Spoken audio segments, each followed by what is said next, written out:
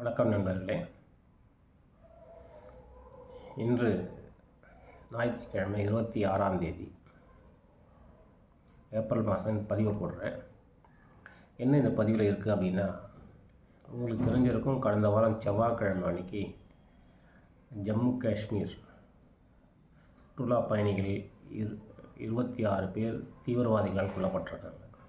அதுவும் என்னன்ட்டு இந்துவான் பார்த்து கொண்டு இருக்காங்க. முதல்ல அந்த இறந்த இந்து சொந்தங்களுக்கு என்னுடைய ஆழ்ந்த இரங்கலையும் வருத்தத்தையும் தெரிவிச்சுக்கிறேன். சரி, செவ்வாய்க்கிழமை நடந்தது இன்றைக்கி ஞாயிற்றுக்கிழமை தான் உங்களுக்கு ஞாபகம் இருக்கா அப்படின்னா அப்படி இல்லைங்க. நம்ம யூடியூப் சேனல் ஆரம்பித்து ஒரு 12 நாள் ஆகுது.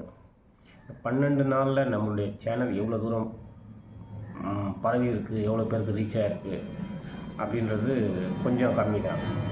அதனால் நம்ம போடுற பதிவு நிறையா பேர் போய் சேருமா, இந்த பதிவுனால் ஏதாவது பயன் இருக்கா அப்படின்னு யோசிச்சுக்கிட்டே விட்டுட்டேன்.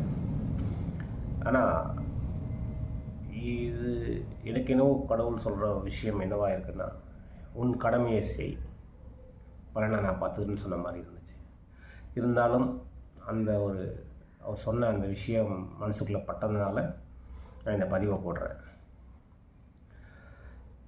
நமது இராணுவம் ரொம்ப பாதுகாப்பாகவும் தைரியமாகவும் எதிரிகளோட போராடிட்டு இருக்காங்க. எப்போவுமே தயாராக இருப்பாங்க. கார்கில் வாராக இருக்கட்டும், இன்னும் எல்லா வாரிலையும் சரி, நம்ம இராணுவ வீரர்கள் மாதிரி பெரிய வீர தீரங்களை நேரடியாக முதுகில் குத்துறது இல்லைங்க. அது நம்ம இராணுவ வீரர்களுக்கு தெரியாது, நம்ம நாட்டுக்கே தெரியாது. நேருக்கு நேர் சண்டைக்கு வந்தால் உலக நாடுகள் அத்தனையும் ஒன்று சேர்ந்து வந்தாலும் இந்தியாவை ஒன்றும் பண்ண முடியாது. அந்த அளவுக்கு நம்மக்கிட்ட வீரர்களும் அவங்கக்கிட்ட வீரமும் இருக்குது. இல்லை, கொஞ்சம் பற்றாக்குறையாக இருக்கிறது என்னவானா ஆயுதங்கள் மட்டும்தான். அதுக்காக நமது மத்திய அரசு இப்போ ஒரு அருமையான திட்டத்தை வச்சுருக்காங்க. அந்த திட்டத்தை சொல்கிறதுக்கு முன்னாடி நம்ம என்ன பண்ணணும் அப்படின்றது நான் சொல்கிறேன். நம்ம சாதாரண கூலிக்காரங்களாக இருக்கட்டும், பெரிய கோடீஸ்வரனாக இருக்கட்டும், அவங்கவுங்க லெவலுக்கு ஏற்ற மாதிரி காலையில் வீட்டில் எழுந்திரிச்சோன்னா டீ காஃபி குடிக்கிறோம், அதுக்கப்புறம் சாயந்தரம் குடிக்கிறோம். நடுவில் இடைப்பட்ட நேரத்தில் வெளியே வேலை செய்கிற இடத்துல அங்கே இங்கே போய் டீ காஃபி போண்டா பஜ்ஜி இது மாதிரி நிறைய நம்ம சாப்பிட்றோம். நம்மளுடைய அந்த எனர்ஜி குறைவை சரி பண்ணுறதுக்காக சாப்பிட்றோம். சில நண்பர்கள் திடீர்னு பார்க்கும்போது அவங்க கூட சாப்பிட்றோம். ஸோ ஒரு வாட்டி நாம் ஒரு 4 நண்பர்கள் சந்தித்து நம்ம டீ காஃபி சாப்பிட்டு அங்கே எதாவது சாப்பிட்டோம் அப்படின்னா அந்த ஒரு வாட்டி நம்ம கட்டக்கூடிய பில் எவ்வளோவா இருக்குன்னா குறைஞ்சது ஒரு 100-150 ரூபா இருக்கும். சரி, இதை எதுக்கு நீ சொல்கிற அப்படின்னா, நம்ம தேசத்துக்காகவும் நம்மளுடைய பாதுகாப்புக்காகவும் நம்மளுடைய எதிர்கால சந்ததியுடைய பாதுகாப்புக்கும் ஒரு நாளைக்கு ஒரு டீயை நம்ம தியாகம் பண்ணணும். சரி, அதை பண்ணால் என்ன ஆகும் அப்படின்னா, நம்ம நாட்டுடைய மக்கள் தொகை 130 கோடியை தாண்டி போயிட்டுருக்கு. அதில் ஒரு 100 கோடி பேர், நல்லா கேட்டுங்க, 100 கோடி பேர் ஒரு நாளைக்கு 10 ரூபா, நம்ம டீ குடிக்கிற காசு 10 ரூபாவை நம்ம தேசத்துக்காக ஒதுக்கி வச்சோம் அப்படின்னா ஒரு நாளைக்கு 100 கோடி × 10ன்னு போட்டிங்கன்னா 1000 கோடி ரூபா. 10 நாளைக்கு 10,000 கோடி, ஒரு மாதத்துக்கு 30,000 கோடி, வருஷத்துக்கு 3,60,000 கோடி நமது பாதுகாப்பு நிதிக்காக போய் சேரும். இது எப்படி போய் சேர்க்கறது? ஒவ்வொரு நாளும் டெய்லி 10-10 ரூபா எடுத்து பேங்க்கில் கட்டணுமா? வேண்டாம். நம்ம பழைய காலத்தில் நம்ம என்ன பண்ணுவோம், உண்டியல் சேர்த்து வைப்போம். இது திருப்பதி போகிறதுக்கு, இது காசிக்கு போகிறதுக்கு, இது பசங்க படிப்புக்கு அப்படின்னு. இப்போது நம்மளுடைய பாதுகாப்புக்கு, நம்ம தேசத்துடைய பாதுகாப்புக்கு நம்ம ஒரு வீட்டில் உண்டியல் வைப்போம். நம்ம வீட்டில் 4 பேர் இருக்கோமா, டெய்லி 40 ரூபா, 4 பேர் ஒரு டீ சாப்பிட்ட காசு 40 ரூபா. சாதாரணமாக எந்த ஒரு கூத்தாடி, அதாவது நடிகன், அவர்கள் படத்தை பார்க்குறதுக்கு நம்ம தேட்டருக்கு போனால் ஒரு டிக்கெட்டு விலையே 150 ரூபா. அதை விட என்னென்னா, டிக்கெட்டை கூட 150 ரூபா, 500 ரூபா, 200 ரூபா கொடுத்து 500 போயிடணும். ஒரு பாப்கார்ன் 50 ரூபா, 60 ரூபா. அதே பாப்கார்னை தேட்டரை விட்டு வெளியே வாங்கினீங்கன்னா 10 ரூபா. 10 ரூபா பாப்கார்னை தேட்டருக்குள்ளே வாங்கினா 50 ரூபா, 100 ரூபா. அது ஒரு ப்ரெஸ்டீஜியான விஷயம். அதுக்கு நம்ம செலவு பண்ண தயங்க மாட்டோம். ஆனால் இதுக்கு நம்ம செலவு பண்ணுவோம். சரி, அது விடுங்க.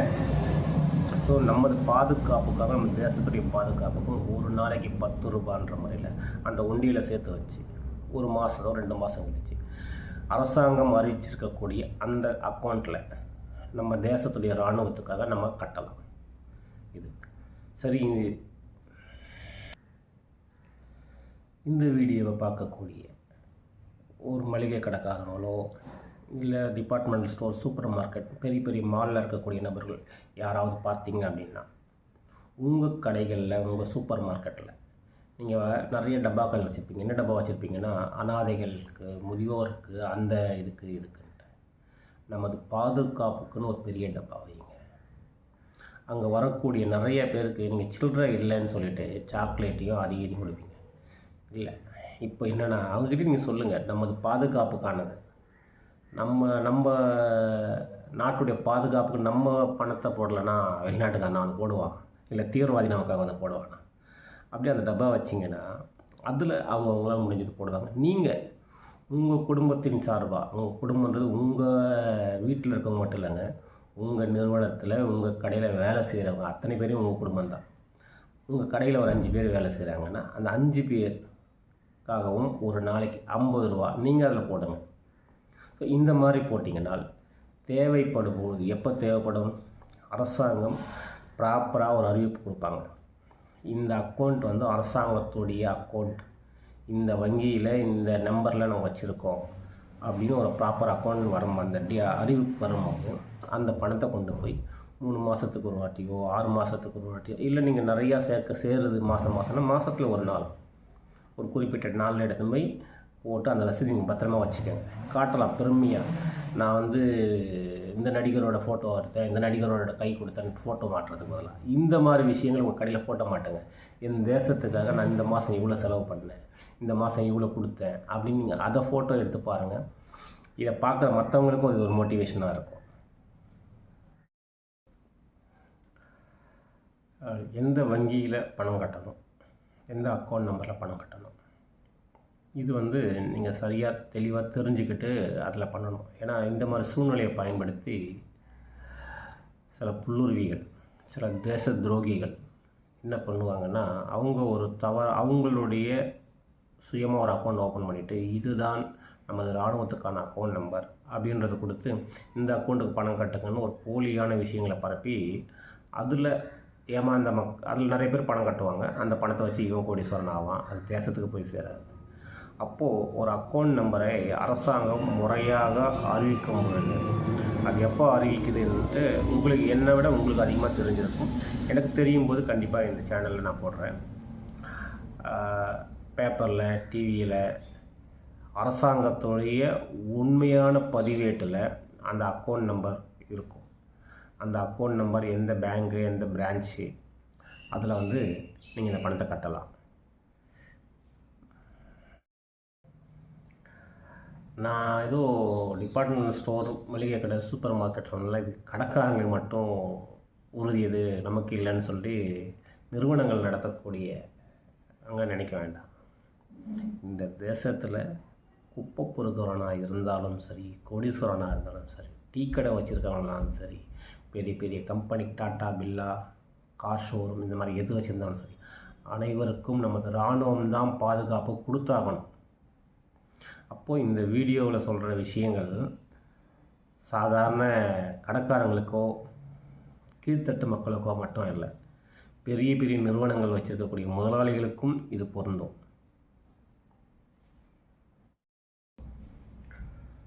சிறு துளி பெருவெள்ளம், சின்ன சின்ன நதிகள், சின்ன சின்ன ஏரி, குளம், குட்டைகள், மழைகள், இவைகள் தான் கடல் வத்தாமல் இருக்கிறதுக்கான காரணங்கள்.